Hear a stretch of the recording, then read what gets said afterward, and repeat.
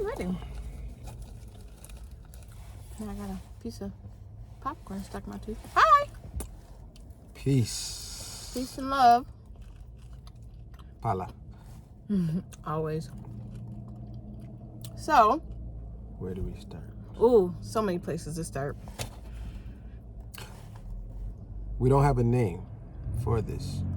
However, we are in our vehicle, as you can see. We are not in the studio. We are not at home. So this is called... Car Talk. No. This is called... Street View. Maybe. Caritics. Calitics. Park and pay station. Park and pay station. Pay here talks. That's a long butt name. The signs. Pay here talks. Something like on the move. Like, you know, well, we're not moving, but parked. Topics on the move. Art on the move. Parked and ready. Eat off park. No. That don't sound right. No, it don't. Park. We'll come up with a name. Anyway. What did the boys used to do? When they did that, what did they used to do? Jinx. Or they used to say double jinx or something like that. Isn't that what we used to say when we were little? That wasn't jinx did. a little? And yeah, so, hi y'all. It's a long way of saying hello. Yeah, very long way. I have something to say. This is why we're doing the video, because Alexa's been ruminating on some things for a bit, and we don't press record often enough. So here we are. When we find the moment, or make the moment. When we make the moment. So, I have a gripe. I don't have a gripe. I just have something to say. This is to all the parents, grandparents, aunties, uncles, households, whatever. Community, godparents, whatever. Elders, generally, and specifically within the Black and brown communities. Please stop telling the young people and people that if they decide to do art, they're going to be poor. Now, what do I mean by that? I'm a popcorn. No tea? What do I mean by that? When you tell someone not to do something, or if you put negative thoughts around the things that people do, you are creating limitations. When you create those limitations, you are stifling their voice, you are dimming their light, and you are stopping them from thinking on their own. You may have opinions. You may have fears that you want to make sure that they don't go a particular route. You may have concern over some of their decisions. But specifically when we're talking about the creative realm, stop telling people they're going to be poor because they're going to do art. Let them either figure it out or let them just enjoy creating just to be creating. Just because they're doing art doesn't mean they think they're going to be full-time artists. Let them express themselves. Let them be who they are and let them do what they like to do. That art that they're doing can inspire them to be better at math, to be better at science, to be better at engineering. That art and the creativity that they're doing is going to help them reimagine possibly their community, a better way to live, a better way to do politics, a better way to strengthen their community. When you dim that creative light, you are dimming the possibilities of any young person's mind, thoughts, or imagination. Cut that stuff out. You know I like to cuss, but cut that stuff out. Don't do it.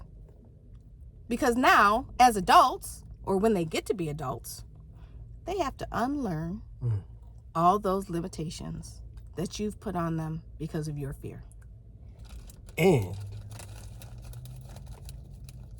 when they do that, some of those admonishing the practice of art is sometimes out of love and concern for the loved one. And I get that. We understand that. Yes, absolutely. However, I get it. the other side of that equation or that coin or another option is that you love them so much that you let them find their way and support them so that they're happy and not to make you happy. It ain't about you. Ding, ding, ding, It ding, ain't ding, about ding, you. ding, ding, ding, ding, And the ding. most toxic and probably the hardest thing to get over, speaking from experience, both of us, is words such as, why would you do that? Why would you be doing art? You're wasting your time. There's no career there. How are you going to eat? Et cetera, et cetera. The hardest and most toxic and most detrimental part of that to me, then the hardest thing to get rid of is the echo chamber. Like, you can get over things sometimes with an apology or whatever, but once that voice has reached into your ears, into your mind, into your subconscious, there's an echo chamber, and it becomes a point where you can't decipher whose words, whose sentiments, or whose warnings, or whose shortcomings, or whose worries are yours or your loved one who shared those words with you about you not doing art. That's the hardest thing to get rid of. It is. It will stay with artists forever, damn near. Yep. And it takes a great amount of time and a great amount of energy and a great amount Therapy dollars. of therapy, truly, however that therapy looks, Yeah. to silence the voices, to silence those words. That's where the doubt comes from. Because as children, you don't really second guess much. You only start to second guess when it's imposed upon you by your peers, imposed upon you by your guardians or whomever.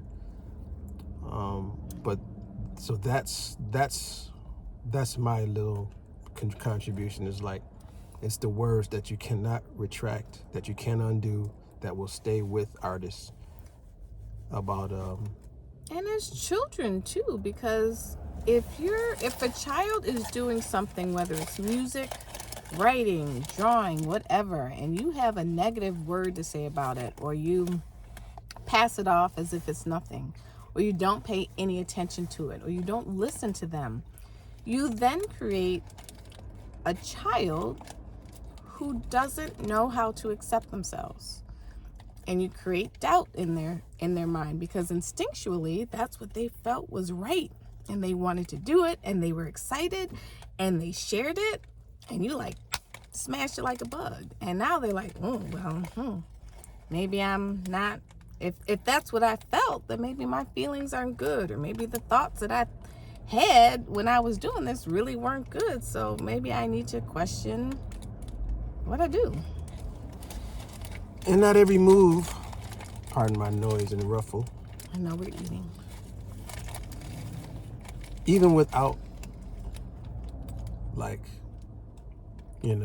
the fears of other people imposed upon us, right? Yeah. That's why it's very important that the more we can silence through what we're sharing, the more you can silence an adult crushing somebody, like imposing their own fears and things and expectations upon somebody else, the more we can deal with that and silence that, it just makes it a little better, and it relieves creatives and artists as adults. Because as creatives and artists, just naturally, because we care about what we're doing, we already have our own limitations that we put on ourselves, whether it's good enough. Yeah. Should I put this out? Yeah. What will people think? Those innately are our own thoughts. Yeah. So now take that, couple that with the words from your auntie, your uncle, your cousin, your mother, your father, or whatever, and this is the echo chamber that I'm talking about. Now it's at the point where, like, you naturally already have second guess, or certain ideas or whatever, you question their value. That's already there of your own. Yeah. Then it just gets super convoluted because there's layers and layers of other people that have imposed limitations on you. So what do you think a parent should do? Okay, so given this, right? Their kid says, "Ooh, I really like to draw." Okay, get them paper and pens, right? Mm-hmm. Yeah. Okay, so it goes further, and they're giving you pieces of paper with stuff on it, and what do you say? What words of encouragement can you? To a parent? No, yeah, to a parent for a child. For a child? Well, I can only share what we've done. Oh yeah, we do have kids. Sorry, Mom and Mecca. I mean, what we've done. Just forgot. For better. What we did. Or for whatever. What we did was we went along with, obviously we had guidelines. Yeah. Parenting, you're going to have guidelines. You do have restrictions. Yes. That's parental. That's good parenting. Like, don't draw on the wall. Yeah, that's good parenting. That didn't work in our house. Yeah, but we eventually changed that. Yeah. So you have your parameters as a parent, what you're going to do. Mm-hmm. What we've done is we've come from a generation where our opinions and our thoughts and our inquiry as children had no place and had no value. So we had no voice. And nobody sit down and listen to, what if I do this, or I don't really want to do that. Right. I don't want to go here, or I don't. Right. One day I want to be a such and such. That stuff wasn't entertained. There was no conversation or dialogue. So my advice is to at least be open to the dialogue. That's what we've done. We've entertained a lot of our children's stuff that's just off the wall and ridiculous. And in my mind, I'm like, man, this shit ain't gonna work, man. Like, and sometimes it's temporary, and sometimes it's not. Right. So what we've done is just we've allowed them to show us how we can support them. Yeah. And then when they turn off the interest for whatever that we've invested in, so what? So what? And I'm going to say that may not work for everybody. It's just some of you are just going to say, I'm not doing that. They're the kid. They're going to listen to me. Yes. Okay. And the argument still holds, or the statement still holds. If your child has a creative passion, something that they really like to do, just don't squash it. Just don't put negative connotations or framework or words to it. I say, okay, all right. It's a good point. Good. Because you definitely don't, I would imagine most parents, when the boys were when their mom was in like kindergarten, and they had their little moving up thing. Yeah. Everybody, I'm going to be a doctor. I'm going to be a fireman. I'm going to be a policeman, right? It was only like 4 or 5 things they all wanted to be. And at no point did anybody say, a fireman, why would you do that? Why would you be a police officer? Why would you be a doctor? Nobody says that. So why would you do that if they want to be an artist? So if somebody says to the child, I want to be an artist, shut your mouth. Just like you do when they say they want to be these other vocations and professions that you're familiar with, and just go along with it, because their ideas and their wants and what their aspirations are will change along the way. And there will be a point where after the listening and the doing, there will be a point where a decision has to be made of what their future is. Absolutely. Okay. At that point, you talk to them. You say, okay, you want to do X, Y, Z. And we literally just went through this last year. You want to be an artist. You want to be a full-time artist. Okay, we get that. You have an arts practice. But you need to know the business aspects of it. So we need to get you some business courses, or we need to get you something to bolster your creative processes. Anyway, have the conversation. Just don't pull in the negatives. Just be nice. Just give them space. Just give them space. If as much as you can. For the ones that express they want to be creatives and artists, yes. Give them space. We're talking about creatives and artists and musicians and dancers. Specifically. Give them space. Give them space. Let them create. Let them understand what their own self-expression is. You never know what greatness will come out of it. Yeah. So, this message has been brought to you by Eat Off Art. And we are changing the narrative from a starving artist to a thriving artist. Peace and love. Always.